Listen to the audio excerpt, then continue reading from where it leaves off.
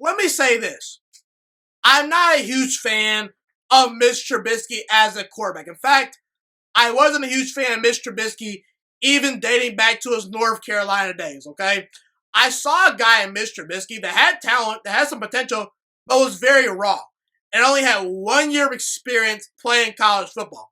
And I felt that Deshaun Watson was the number one quarterback in that class, and I felt that Patrick Mahomes was right behind him. I was actually one of the few people that believed in Patrick Mahomes when he was back at Texas Tech, okay? And, I'm going to give the Bears a semi-pass for passing on Patrick Mahomes, boy, just because a lot of people did not see this coming from Patrick Mahomes. I felt Patrick Mahomes would be a solid NFL quarterback with a big-time arm, but I knew that he had some flaws that he needed to correct. And let's be real, he landed in the perfect situation in Kansas City. He may not be the same player that he is today if he doesn't go to Kansas City to learn from Alex Smith and to have the privilege of getting plays called for him by Andy Reid, one of the best offensive minds in the entire NFL. In NFL history, might I add, okay? But passing on Deshaun Watson was inexcusable, okay? I've said this multiple times. I compare the 2017 NFL draft to the 1984 NBA draft, where the Chicago Bulls, they took Michael Jordan, number 4 overall, and the Houston Rockets took Hakeem Olajuwon, number 1 overall. And while Hakeem Olajuwon was never close to the player that Michael Jordan was, you want to know why no one ever bashed the Rockets for taking Hakeem over Jordan? The reason why was because Hakeem, while he may not be the greatest basketball player ever, he's one of the 10 to 15 greatest basketball players ever. He was pretty darn good. He won MVPs. He won championships. And while Deshaun Watson may never reach Patrick Mahomes' level, I can't knock teams for having Deshaun Watson rated higher than Mahomes. So, Chicago, you missed out on the safest pick. And I never was a huge fan of Trubisky, like I said. Mr. Trubisky is just not very accurate. He misses reads a lot. Is his arm good? It's okay. Mobility, does he have it? Yeah, he has some mobility, but he's not a great athlete. He's a good athlete, but not a great athlete.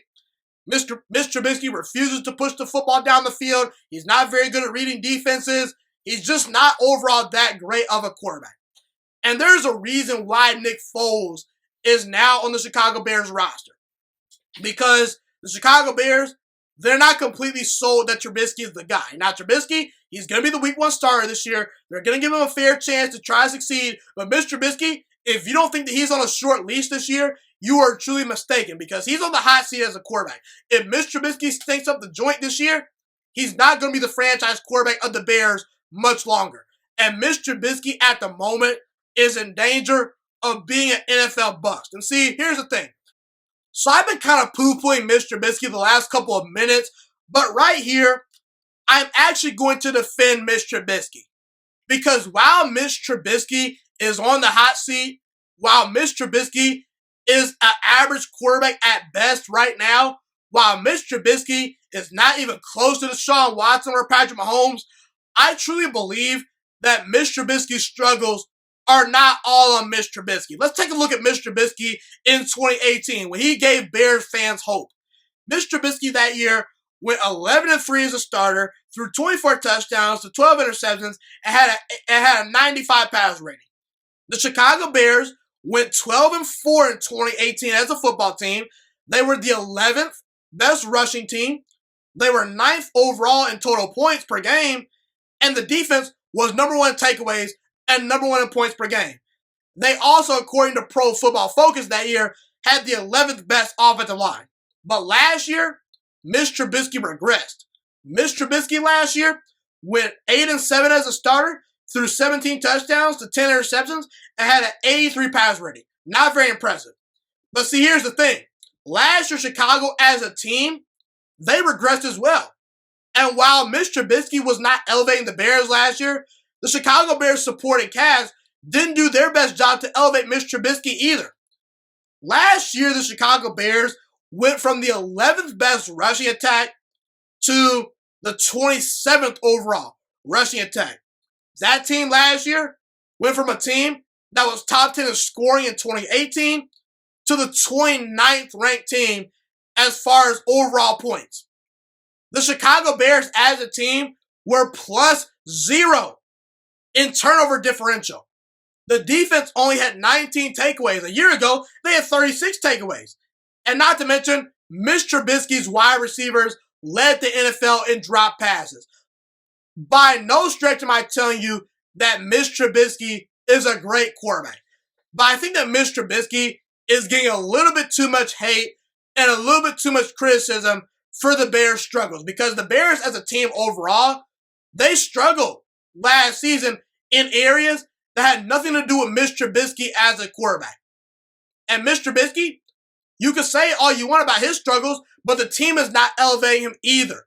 Matt Nagy made mistakes as a head coach. The run game was non-existent last year. And are we going to ignore the fact that the Chicago Bears offensive line in 2018 was ranked the 11th best offensive line in the NFL, and now heading into 2020, that offensive line is ranked 26th in the NFL according to Pro Football Focus? What happened to the offensive line? So all I'm trying to say is that don't put all the struggles of the Bears on Mitch Trubisky. Is Mitch Trubisky definitely on the hot seat? Is he a borderline bust? Absolutely. And if Mitch Trubisky underperforms this year, guess what? He's officially a bust. But I'm not going to officially label Mitch Trubisky a bust this season just because I want to wait and see what he brings to the table this year. Maybe Mitch Trubisky has a breakout season. Maybe he turns a corner. You still got Allen Robinson to throw to. You drafted Cole Kmet. You signed Jimmy Graham. You got decent options outside of that. Chicago has a fairly decent roster. And if Mitch Trubisky, being motivated with Nick Foles in his shadow, plays fairly well this year, Chicago could make some noise in the NFC North. Just give Mitch Trubisky a chance. I will admit this is the last straw for Trubisky, but let's at least wait and see what he has this year. Listen, I want to take a look at some quarterbacks that I deemed as not overall that impressive last season, and let's compare them to Mitch Trubisky. Mitch Trubisky, once again last year, had a winning record as a starter, 17 touchdowns, 10 interceptions, and an 83 pass rating. That's Mitch Trubisky's stats from last year. Let's compare Mitch Trubisky to some of these other quarterbacks who I felt were not overall that impressive last season. Let's compare him to these three quarterbacks. Baker Mayfield. Last year, Baker Mayfield, 59% completion percentage, 22 touchdowns, 21 interceptions, a 78.8 pass rating. Does Baker Mayfield get as much hate as Mitch Trubisky? I don't think so. Philip Rivers. He threw 23 touchdowns to 20 interceptions last year. Had an 88.5 pass rating. That's with very good weapons on the outside to throw to. Better weapons than what Mitch Trubisky had. Philip Rivers doesn't get as much hate as Mitch Trubisky. In fact, people are excited about Philip Rivers in Indianapolis. I don't know why, but, knock your socks off. Last but not least, Sam Darnold. Sam Darnold was okay this past year. 19 touchdown passes, 13 interceptions, 61% completion percentage, 84.3 pass rating. But all I hear are excuses for Sam Darnold, and all I hear is, give Sam Darnold a chance. Let's just wait and see. And while Sam Darnold doesn't have as nearly good of a roster as a lot of quarterbacks have, people are still optimistic about Darnold. They're at least giving Darnold a chance. All I'm saying, people, is don't label Trubisky a bust quite yet. Let's see what Trubisky has this year, because Trubisky, for his career, actually has an above 500 record. Mitch Trubisky was every bit as pedestrian as those quarterbacks last season. So if you were to ask me, is Mitch Trubisky going to succeed at a high level this year? Probably not. I'd probably say that Nick Foles takes over as a starting quarterback at some point this year. But if Mitch Trubisky breaks out, will I be totally shocked? Maybe a little shocked just because I don't think Trubisky's all that talented, but I won't rule it out. I will at least give Trubisky the benefit of the doubt to prove once and for all that he is their future and that he is not a bust as an NFL quarterback. Thank you so much for watching this video today. Please also note that the Juice Alert Sports Podcast is not just a YouTube channel. It is available on all podcasting platforms, including Spotify, Google Podcasts, iTunes, and Apple Podcasts. Also, if you enjoyed this video, be sure to like, comment, subscribe, and share this content with all your friends. This podcast is my favorite thing in the entire world right now. It is my passion. And I want more people to listen to this podcast. I really want this podcast to grow.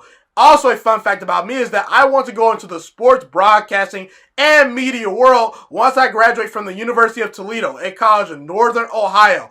I am looking to become one of the next great sports broadcasters and analysts out in the world.